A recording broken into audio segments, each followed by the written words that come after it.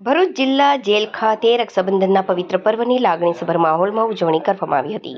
આ ખાસ અવસરે જેલમાં સજા ભોગવી રહેલા બંદીવાનોને તેમની બહેનોએ રૂબરૂ મળવાનો અને રક્ષાબંધન ઉજવવાનો લાભો મળ્યો હતો।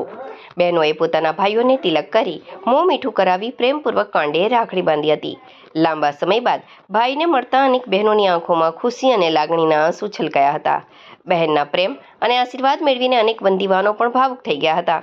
બહેનોએ પોતાના ભાઈના સુખ, શાંતિ, સારા સ્વાસ્થ્ય, ઉજ્જવળ ભવિષ્ય અને વહેલી તકે જેલ મુક્તિ માટે ઈશ્વર પાસે પ્રાર્થના કરી હતી।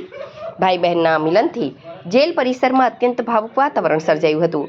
જેલમાં રહેલા બંદીવાનો અને તેમના પરિવારજનો વચ્ચે પારિવારિક સ્નેહ જળવાઈ રહે તથા તેઓ ગુનાખોરી છોડી સમાજના મુખ્ય પ્રવાહમાં પરત ફરે તે હેતુથી જેલ પ્રશાસન દ્વારા તમામ જરૂરી વ્યવસ્થાઓ કરવામાં આવી હતી।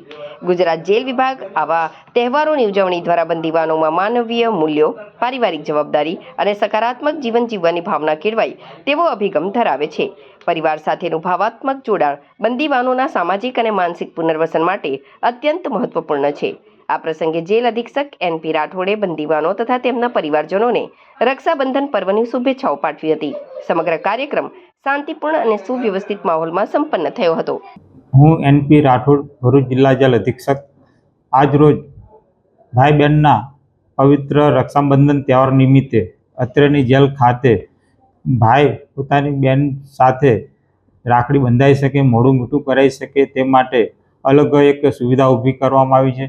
અને આમ તો ગુજરાત જેલ વિભાગનો મુખ્ય ઉદ્દેશ માત્ર બંદીવાનોને સજા આપવાનો નહીં, પરંતુ તેમના માનવીય મૂલ્યો, જવાબદારી, પારિવારિક લાગણી અને સમાજમાં પુનઃસ્થાપિત થવાની ભાવનાને વિકસાવવાનો છે। રક્ષાબંધન જેવા તહેવારને બંદીવાનોમાં માનસિક